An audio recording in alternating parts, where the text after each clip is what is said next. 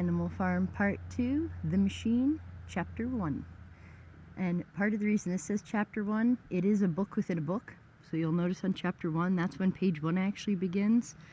All the rest up to this was just prelude, leading up to the book within the book. So, Chapter 1. Throughout time, Animalkind has proven its unique ability to adapt and diversify. Whether it was the cooking of meat or the eating of fungi is unknown, but a change occurred that boosted Animalkind above all other living things on Earth. This change was intellect. Animals did not have the strength of a mighty oak to withstand the elements. A hierarchy developed that was shown in the Great Pyramids. It was a guide to rule Animalkind. The animals claimed mysterious secrets of the pyramids, both in the seemingly unattainable perfection of their design, but also lack of technology for the time. Few failed to see the big picture of what the pyramids taught Animalkind. Some knew the secrets, though. They hid them away within a mighty machine. It was on Manor Farm in England that a plan was created by both man and pigs. Just as capitalists and communists claimed to be of opposing beliefs, so too the pigs and men came together for the common purpose of enslaving Animalkind.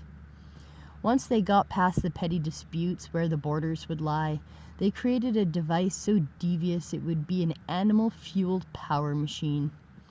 The pigs were lower in evolution than man, and still envied the materialism and money that man seemed to possess. The men recognized the pigs as a necessary tool, as they had proven upon inspection of the farm to be able to create higher production without upgrading life for the workers. It was their greed that created the machine. Men had a secret hidden in their possession that they made known to the pigs. Knowledge of its existence had been rumored throughout history, but it was only now revealed what the Ark of the Covenant was. Mankind had dug so deeply into the earth they had uncovered the earth's heart. It started with a journey in search of the Fountain of Youth. It had long ago been discovered the Fountain of Youth was water, straight up pure water. The animals' bodies were made of it and needed it to thrive because they too had once come from the water. The men quickly poisoned the animals' water supply. Then they dammed the springs from the Fountain of Youth to create more power. They provided a little power to the animals at an inflated, ever-growing toll that chained them to the machine. The animals needed power for the new world that was being created for them. They needed to work to earn money to pay for a little power. Some animals limited their family's power use by restricting bathing times and cleaning of clothing. Sanitary needs were not met because the cost of power was so high. Some animals didn't have any power at all. They didn't know it, but they were the lucky ones. The grumbling in their stomachs did not make them feel fortunate, though, as they ate handfuls of dirt washed down by poison water to settle the pain that made sleep impossible. The animals could block out the hunger pains during the day while they worked, but when the body was allowed to fall into a state of rest, it demanded to be fed. Sleep was nearly impossible. The men had long known how to control animals with the basic necessities of life: food, water, shelter. Space used to exist on this list, but it was discovered the animals were not only willing to cram themselves into the smallest space possible, but they would enslave themselves in debt and create bidding wars for its purchase. Ah, yes, shelter. It was such an easy tool to manipulate. They stacked the animals in little crates, hundreds of stories high, stacked upon each other. Men had long ago learned the art to enslave Animalkind in so many forms. What they failed to do was break some of the animals of their hope. Surely, if this machine was run anonymously, fueled by the energy of the animals to create power for man, they had to break the hope some animals held, or surely it would lead to another revolution, just as Manor Farm had fallen to. Man learned from history, and although Mr. Jones, the original owner of Manor Farm, was weak and allowed this revolution, It offered many lessons to be learned from. So too, these pigs that sat before them, gambling away their petty means in desperate desire to live the lives of men, could offer them many lessons in how they managed to twist the minds of the animals and kill hope within them. Men had followed the streams of the fountain of youth and began digging. Surely there must be an even greater treasure within. This was how man came to uncover the earth's heart, around approximately 1480 AD. At least, that was what the tree said. Deep within the mountains, where the rivers and streams began, there lay a strong, eternal beating heart of the earth. They had excavated the earth around it and erected mass scaffolding. This was the beginning of the Industrial Revolution. What affected the heart affected the earth and all living things upon it. This capitalist revolution affected the entire earth and spread as blood disease, pumped by the heart to all living parts, both within and dependent upon it. The men had no thought for any species than itself. The taking of life to create the resource of power was without a need for justification. Who was there above them to justify their actions? Their empire was built like the pyramids, with great precision, planning, and on the backs of the animals. What the animals did not know was that men did not plan on staying on the earth. They despised the soil that was earth's flesh. They leached it of its nutrients and called it dirt. Dirt was labeled as bad. Men dreamt to drain the earth and leave for their manifest destiny in the heavens.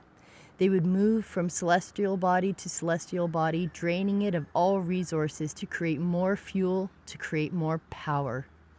Man's thirst for power was insatiable, as they had never mentally evolved past the beginning stages of selfishness.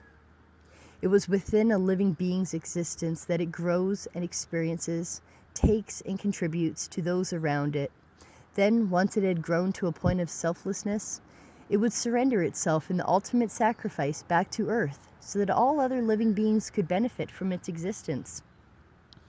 Men disagreed with the natural order and wished to break free. They wished to be immortal, but recognized the failure of their physical bodies. The same poisons that polluted the earth had so too poisoned their own supply, and they grew weak. At the end of the 1960s, man had achieved reaching another celestial body, but so far had not extracted any resources other than offering vacation excursions to the animals that could afford it. The machine created by men and pigs was a work of pure engineering genius. It is completely true they hijacked the efforts of visionaries throughout time to either impede or twist their efforts to more self-serving purposes. Outside the machine, the world had developed into a different place since the original manor farm revolution in 1917. By the 21st century, the machine had been running for 4 centuries and had self-evolved into a device man could not have predicted. They may have been out in the vast expanse of space, immortalized by their own machine, but it was more than likely they had died long ago, and their heirs were now much different than themselves. They had evolved to a form other than a restrictive physical form. They were now thoughts, the highest expression of an individual being. Still, with no thought for other species, they cared only for themselves and were manifested as negative thoughts. They had learned how to occupy the few centimeters inside the animal skulls that were their own and exploited it for personal gain. Once again, a device was developed by a visionary that could be used to connect all animals globally. However, all devices allowed in existence were to be for the self-serving purposes of exploiting the animals for power. This potentially dangerous device, PDD, was permitted under great review when it was learned Animalkind would prefer to look at images of the young of lesser species. It was fascinating the relationship Animalkind had developed with the lesser species. Animals themselves had evolved, dispersed, and diversified. The natural migration of animals couldn't be stopped, but it could be controlled. Who was to exercise the control required to run the machine? Does every great machine not need operators or a mechanic? The heart was already showing signs of weakness in the 1930s when the machine experienced a surge of power in the 20s from mass production. The earth reflected this weakness by not producing food to sustain the animals. Other animals, or other species, suffered too, of course, but the machine had taught the animals to think like men and be selfish, not selfless. They persuaded the animals with luxuries, high rewards for those who rose above others, of course. The animals could not rise unless it was on the back of another. The heart needed repair, and the machine did not allow for shutdowns outside of the mandated yearly 1-week shutdown. In this week, the machine would run off an auxiliary source of energy, so trade animals could be brought in for repairs and cleaning. The machine produced too much waste and was an incredible fire hazard for the amount of heat energy being produced by the heart. The shutdown was a necessity of its existence. Trade animals were low enough in the pyramid of society to not be a risk for seeing the heart and telling of its existence. The majority could be bought off for their time, as they were willing to sell weeks of their life at a time 24/7 for what they thought was a lot of money. The ones that had a conscience and would tell could easily be disposed of. Physical enforcers were needed for the machine, since the thoughts that man had become could not do the tasks required of a physical being. The cats, ever somewhat loyal, while also somewhat dominating man, were the enforcers.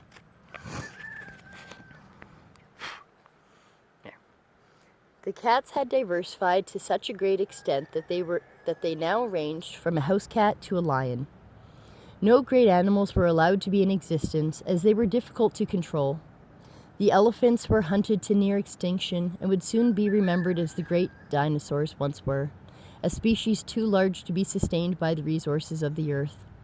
The truth was, the elephants, being the large of stature creatures that they are, were not only whistleblowers, but their triumphant trumpet could also start an uncontrollable stampede. The destruction of the stampede was encouraged. However, it was the unreliability of being unable to control the elephants that made them undesirable for the machine. Some elephants were allowed to start stampedes intentionally, but that was only the sick ones that the thoughts had impregnated with hate. They could be controlled. The smaller animals were fine, though. The more they shouted, their voices added to an inaudible, indistinguishable sound of madness. The cats were apex predators. Being on top of the pyramid, they killed any and all they were so capable of killing. They preferred to prey on birds. Birds were a special species. As they diversified, so many species emerged, yet they were all still birds. Birds were typically viewed as undesirable, as they created a lot of noise. While many songbirds still sang beautiful songs that filled the world with hope, they were still sometimes viewed as an annoyance and a particular treat to cats.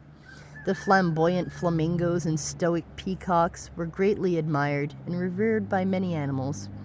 It was publicly known the flamingos got their flamboyancy from the money of their followers, and the peacocks had a terrible temper and would charge and attack without warning. Sometimes it was just a warning. It had recently been exposed that the crows had hidden so many shiny objects they were capable of ending world hunger many times over. What made the birds special was that they held the power of hope. In their songs, if they chose to share their words, were inspirational messages of hope that could both encourage, inspire, and enslave all animals. Remember, only that which feeds the machine and works in accordance with it will be allowed. Hope was necessary in small amounts, as without it, all animals would choose to perish, because the power of thought allowed for the reality of the world to be seen for what it truly was.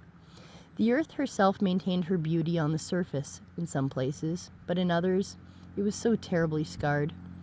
Her natural beauty was what still gave most animals hope daily. They could see the machine was breaking and grew afraid the more they learned the truth of what would happen to the machine at its current and increasing rate of production.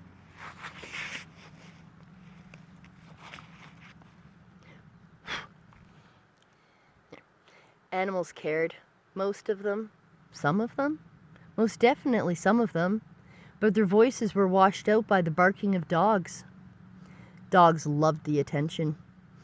They could be all variants from cautious, fierce, and mistrusting to kind, loving, and loyal.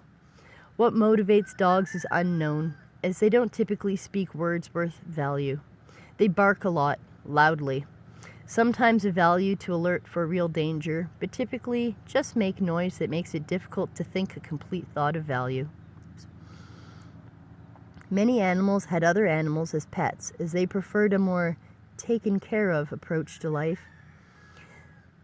They were typically loving to their owners and listened, and that became rarer and required special training. A naturally loyal companion was almost unheard of, but those companions are always remembered. The others typically destroyed their own environment and sought a means of escape from what they did not know. They just wanted to go run and meet other dogs and do what dogs do. The wolves were a fiercer variety than the domesticated dog. They did not bark at the wind. They howled at the other celestial body, the moon, in hopes man was out there and would come back for him. Though wild, a wolf would always be led to the campfire in search of food. Wolves are predators too, don't you know? They are beautiful, mysterious, ferocious, yet loving to their own kind. Most wolves run in packs and take victims down together as a group. They typically meet in colleges and universities these days, in fraternities, but sometimes as young as high school. The wolves were tolerated apex predators due to the machine's ability to control with food, as their bodies require a high energy supply, supplied only by the machine. Some lone wolves do exist, but it is seldom you see a wolf make a friend of another species. On that day at Manor Farm, when the men and pigs had sat drinking and fighting over the simultaneous use of the ace of spades between Napoleon and Mr. Pilkington, no one noticed in the uproar. A dragonfly sat silently on the wall.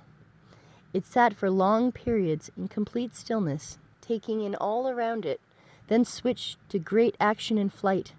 It held the power of hope, but not in its songs, as with the birds, as no one understood the frequency at which the dragonfly spoke. It surely had thoughts of its own. Not many knew how long a dragonfly lived, because they always died in captivity, or lived and existed in some unknown imaginary world of magic. They gave animals hope at the sight of them. Imagine having the power to incite hope just by being yourself. That was the true power of an individual.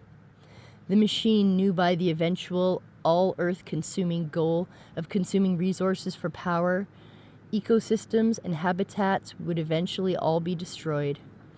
Wherever the magical place was the dragonflies came from would be found, and all dragonflies would cease to exist. They were generally tolerated, though, and seen as a pest than a fire starter.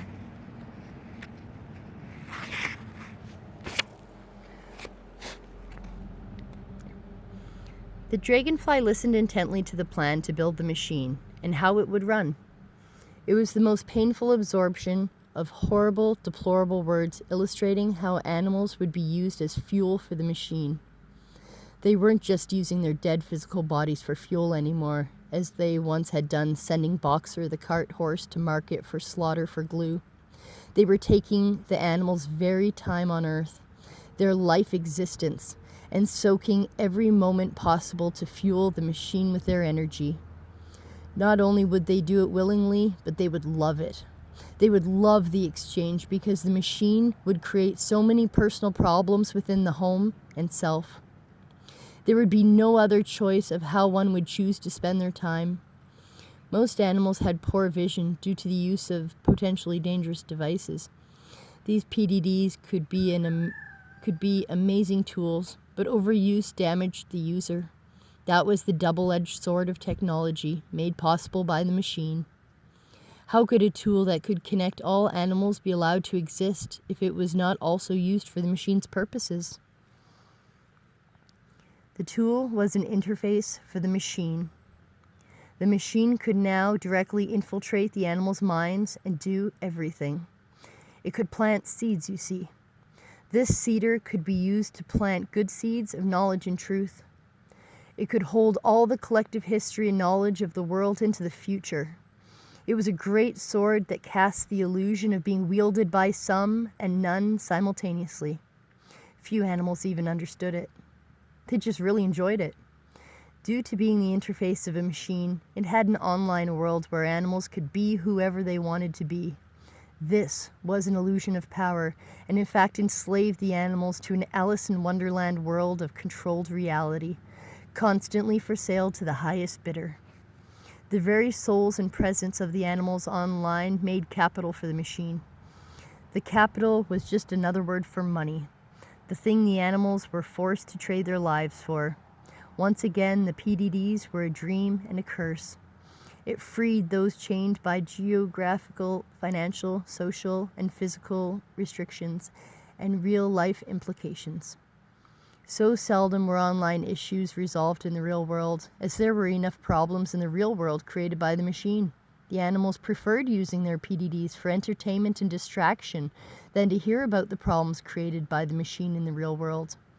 The PDDs had made it clear the life the animals knew and enjoyed was nearing its end. They didn't want to think about it. It had been learned throughout time. It shortens the life living in distress. Rather than fix a distressing problem, it was easier to believe the thoughts of man, that there was no real hope or anything animals could do to fix the machine. It had grown far beyond that of anyone of the animals' understanding. No one wanted the earth to die, as all species were dependent upon it. The machine had been set up by man, not even one man, but many pigs and men. With the division of entropy being the eventual doom of the machine, the animals' division of labor was now specialized occupations, thoroughly understanding all parts under a microscope, but being unable to see the picture as a whole. From their microscopes, the future was doomed. Whether it be by war, natural disaster, atomic disaster, biological, or even cosmic means, life the way animals knew it would cease. They had been born into the machine and never knew of anything different. So how were they to know or dream of having the power to fix the machine before it killed the earth and all species on it? The doves recognized the dragonfly as a symbol of change, transformation, and self-realization. It teaches us to love life and to rejoice and have faith even amid difficulties. They recognize the great presence of this dragonfly as significant.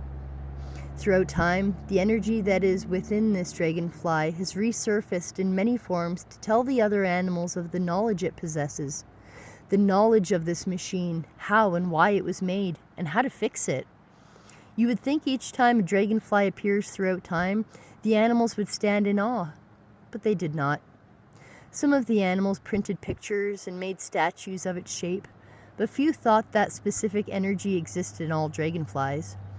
The energy came as an elephant sometimes, loudly warning the other animals. He was quickly killed for the value of its ivory. Sometimes the energy came back as a variety of birds, but the cats were shrewd, and it had been tried many times. It typically ended in an excruciating demise. After so many lives and deaths, experiences, and growth of thought, it began to transform under the great pressures upon it. The very fires that once burned the so-called heretic applied so much heat and pressure that one dragonfly's energy rose from the ashes like a phoenix. This time it radiated so much energy it could barely be contained in a physical form. It became something that appeared different to all that looked upon it. While still maintaining one physical form in each animal's perceived reality, it looked different. You may envision a phoenix, but in fact the great pressure applied to this carbon life force created a crystal. This crystal was incredibly reflective, not like that of a mirror that shows you, but that which reflected something different. Whether it was its own unique life force or merely the energy absorbed from everything around it was unclear. Some saw a mother duck surrounded by obedient ducklings that stayed in line for the most part. Some saw a mother cougar standing guard over her young, awaiting danger. Some saw a strong workhorse. Whether they recognized the intellect of being able to complete a task was up to the individual. Some saw an enemy. That was the problem with the world. The animals thought the 21st century was boring and nothing of interest happened, but that was merely because they did not see that which they were immersed in. It was in the 21st century that the final dividing blow of individualism influenced a generation to create the change that was needed to make it the final blow. The last generations had great confusion to deal with, as they were being told to think for themselves while being told what to think. Let me start back. The last generations had great confusion to deal with, as they were being told to think for themselves while being told what to think, while simultaneously not knowing what to think, or even wanting to think. It would be amusing, or even a humorous satire. However, these were real people. Young people were real people too. They were just being shaped by the reality of the machine. The machine told them they could be anything they wanted if they worked really, really hard. Or not, because they shouldn't have to do anything they don't want to. Life was full of these extreme contradictions, the dividers of animalkind. The world was so confused. Animals were being born into the wrong gender bodies.